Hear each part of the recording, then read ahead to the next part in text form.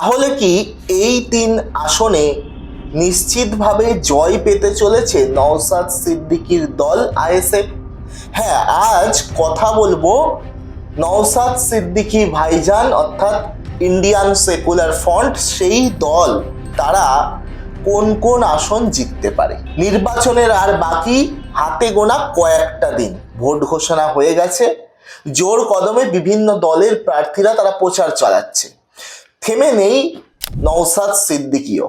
তিনি নিজের কেন্দ্র ভাঙড়ে যেমন প্রচার চালাচ্ছে, তেমনি অন্যান্য যে সমস্ত কেন্দ্রে তারা প্রার্থী দিয়েছেন সেই সমস্ত কেন্দ্রে নওশাদ সিদ্দিকী গিয়ে রোড শো করছেন, সমস্ত কেন্দ্রে গিয়ে মিটিং করছেন, জনসভা করছেন, এবং সেখানে দেখা যাচ্ছে লোকজন কিন্তু ভিড় জমাচ্ছে।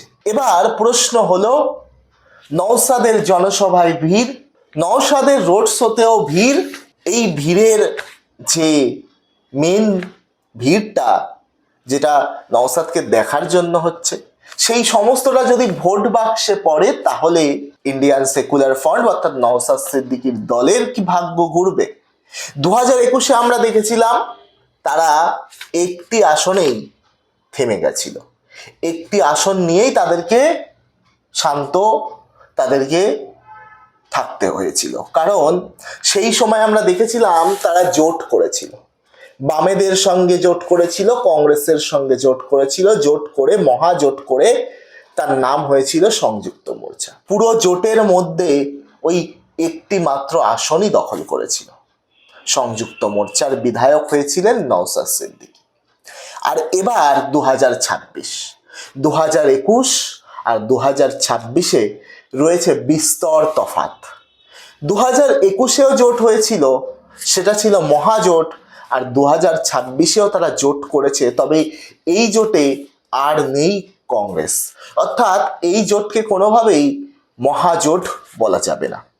বামেদের সঙ্গে জোট হয়েছে, তবে অনেকাংশে বিভিন্ন জায়গায় জোট হওয়ার পরেও বামেদের সঙ্গে মতভেদ দেখা গেছে আইএসএফ এর, এবং এমন এমন জায়গা, এমন কেন্দ্র রয়েছে যেখানে বামেরা প্রার্থী দিয়েছে, আবার আইএসএফও সেখানে প্রার্থী দিয়ে দিয়েছে, কিংবা আইএসএফ আগে প্রার্থী দিয়েছে, সেই প্রার্থীকে পছন্দ হয়নি বাম সমর্থকদের, সেখানে বামেরাও প্রার্থী দিয়েছে। তো যাই হোক, আজকে প্রতিবেদনের মূল বিষয় সেটা হচ্ছে নওশাদের দল তারা কটি আসন জিতবে। আমরা 3টি আসনকে গুরুত্বপূর্ণ হিসাবে রেখেছি। 3টি আসনে নিশ্চিতভাবে জয় পেতে পারেন নওশাদ সিদ্দিকী যদি একটু ঠিকঠাকভাবে ভোট হয়। আরো 2টি আসনকে পিছনে রাখবো, যে 2টি আসনেও চেষ্টা করলে জয় সম্ভব। তাহলে কথা না বাড়িয়ে আজকের ভিডিও শুরু করি। কোন কোন আসনে জয়? প্রথম 3 আসন নিয়ে আলোচনা করি। প্রথম যে আসন, সেই আসনটির নাম হচ্ছে ভাঙড়। হ্যাঁ, ভাঙড় বিধানসভা কেন্দ্র, যেখানে 2021-এও আইএসএফ জয়ী হয়েছিল, নওশাদ সিদ্দিকী সেখানকার বিধায়ক হয়েছিল। আবারও নওশাদ সিদ্দিকী এই ভাঙড়ের প্রার্থী হয়েছে, এবং যেমনটা মনে করা যাচ্ছে যে 2026-এও যদি কোনো রকম ব্যাঘাত কিছু না ঘটে বা খারাপ কিছু না ঘটে যায়, তাহলে এই বিধানসভা ক্ষেত্র পুনরায় আইএসএফ দখলে রাখতে চলেছে। এখানে তৃণমূল কংগ্রেস কিন্তু মেন খেলাটা খেলে দিয়েছে। কি? তৃণমূল কংগ্রেস এখানে তাদের প্রার্থী করে দিয়েছে আবার শওকত মোল্লাকে, যিনি কিনা ক্যানিং পূর্বের বিধায়ক ছিলেন। সেই ক্যানিং পূর্ব তো শওকত মোল্লার হাতছাড়া হয়েওছে, সাথে সাথে তাকে ভাঙড়ে দাঁড় করিয়েছে, এবং এর ফলে অনেক রাজনৈতিক বিশ্লেষক থেকে শুরু করে অনেকের মত, তারা বলছেন যে শওকত মোল্লা ক্যানিং পূর্ব যেমন হারালো, তেমনই ভাঙড়ও হারাতে পারে।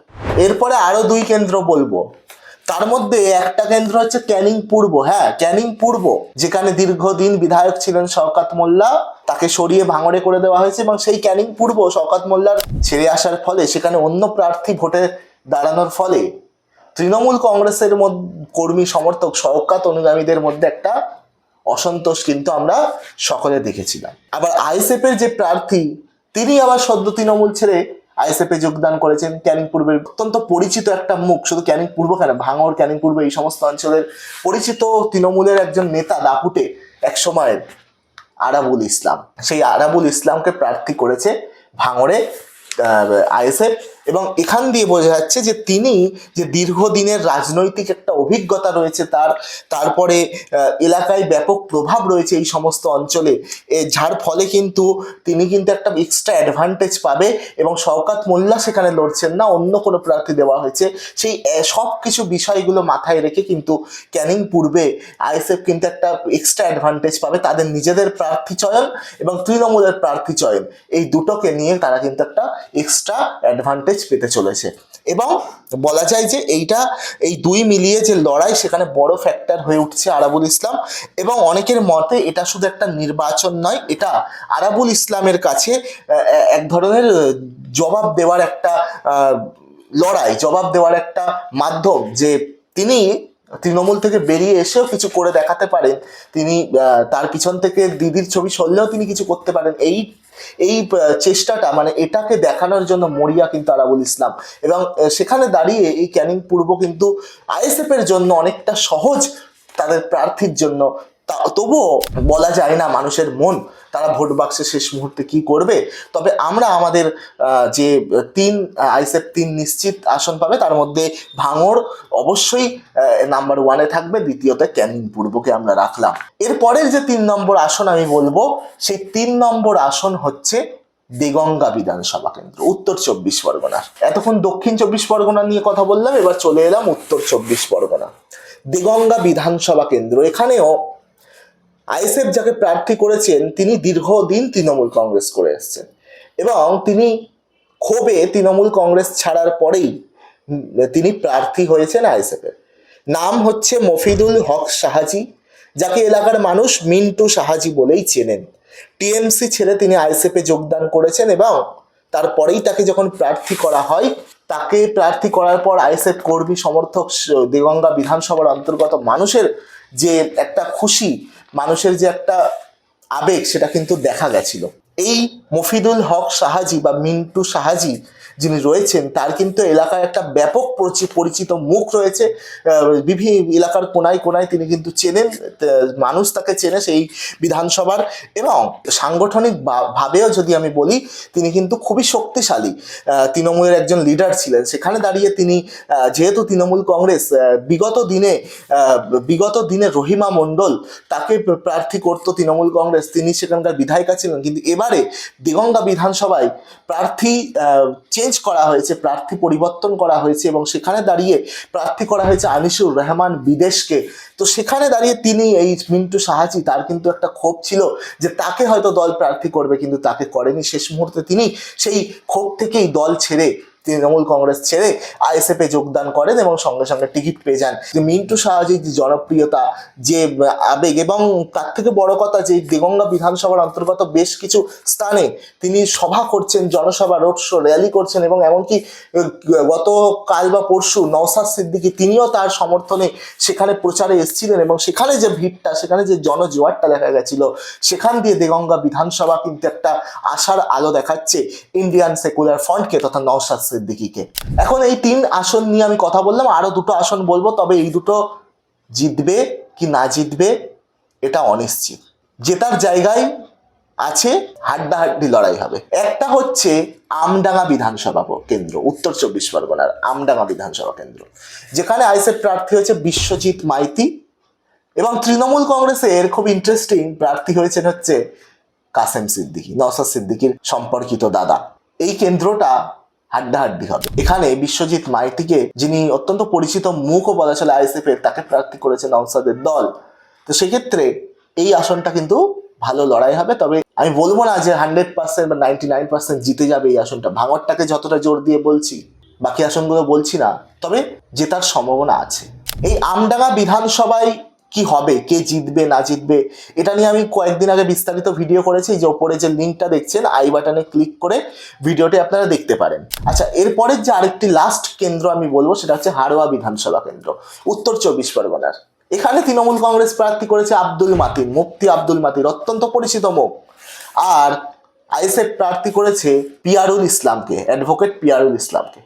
কিন্তু এই আসনটি সংখ্যালঘু অধ্যুষিত হলেও এবং আইএসএফ এর একটা প্রভাব থাকলেও, এই আসনে যেহেতু তৃণমূল কংগ্রেসের প্রার্থী অত্যন্ত পরিচিত মুখ, তাই মনে করা হচ্ছে লড়াই হাড্ডাহাড্ডি হলেও কিছুটা বা অনেকটাই এগিয়ে রয়েছে কিন্তু তৃণমূল কংগ্রেস। আইএসএফ তাদের সেফ জোন রাখলেও এই হাড়োয়া বিধানসভা কিন্তু আইএসএফকে চাপে ফেলতে পারে, কারণ আইএসএফ এখানে দ্বিতীয় পজিশনে এসেছিল ঠিকই, কিন্তু এখানে কিন্তু জয় পাওয়াটা একটু কঠিন হবে যদি প্রার্থী সেই আগের উপনির্বাচনে যাকে প্রার্থী করা হয়েছিল হাজী নুরুল ইসলামের ছেলে রফিকুল ইসলাম নাম, তাকেই যদি আবার প্রার্থী করতো সেক্ষেত্রে আইএসএফ এর জয়টা কিন্তু সহজ হতো। কিন্তু তৃণমূল কংগ্রেসও জানতো যে তাকে যদি প্রার্থী করা হয় সেক্ষেত্রে হাড়োয়া বিধানসভা তাদের হাতছাড়া হতে পারে। তো সেই কারণে তৃণমূল কংগ্রেস তারা কিন্তু প্রার্থী খুব বুঝে শুনে করেছে। এই আইএসএফ এই হাড়োয়া বিধানসভাটা ভালো ভোট পাবে, দ্বিতীয় পজিশনে আসবে, কিন্তু জেতার সম্ভাবনা দূরে। আবার কিছু খেলা যদি ঘুরে যায়, মানুষ যদি ভোট বাক্সে জবাব দিয়ে দেয়, তাহলে কিন্তু আইএসএফ প্রথমে চলে আসতে পারে। এখন দেখার বিষয় কি হবে না হবে। হাড়োয়া বিধানসভা নিয়ে আমি বিস্তারিত ভিডিও করেছি, আপনারা আই বাটনে ক্লিক করে দেখতে পারেন। তাহলে 5 বিধানসভা কেন্দ্রের কথা আমি বললাম, ভাঙড়, ক্যানিং পূর্ব, দেগঙ্গা, আমডাঙ্গা আর হাড়োয়া। এই 5, মানে আমি যেভাবে নাম্বারিংয়ে সাজিয়েছি সেইভাবেই কিন্তু জেতার সম্ভাবনাটা বৃদ্ধির থেকে কমবে। মানে ভাঙড় 99% ধরতে পারেন, ক্যানিং পূর্ব তার থেকে একটু কম ধরতে পারেন, তারপরে কি বললাম দেগঙ্গা তার থেকে আরেকটু কম ধরতে পারেন, তারপরে বললাম আমডাঙ্গা সেটাকেও ধরতে পারেন তার থেকে কম, আর হাড়োয়া সবচেয়ে লাস্টে ধরতে পারেন। এই 5 আসন আজকে বললাম। আপনাদের কি মনে হয় আইএসএফ আমি যে 5 আসনকে তুলে ধরলাম আপনাদের সামনে, এই আসনগুলোতে সত্যি সত্যিই জিততে পারবে, নাকি 5-এর অধিক আরো বেশি আসন পাবে? আইএসএফ নেতৃত্ব তারা বলছেন যে ডবল ডিজিটে আইএসএফ কিন্তু সিট নিয়ে বিধানসভায় যাবে, এমনটা তারা বলছে, অর্থাৎ ডবল ডিজিট মানে 10-এর ওপর। আপনাদের কি মনে হয় বলবেন আপনারা কমেন্ট বক্সে, এবং আপনারা যে বিধানসভা থেকে দেখছেন সেখানে আইএসএফ কেমন ফলাফল করতে পারে অবশ্যই জানাবেন, এবং নজর রাখবেন N24 টিভিতে।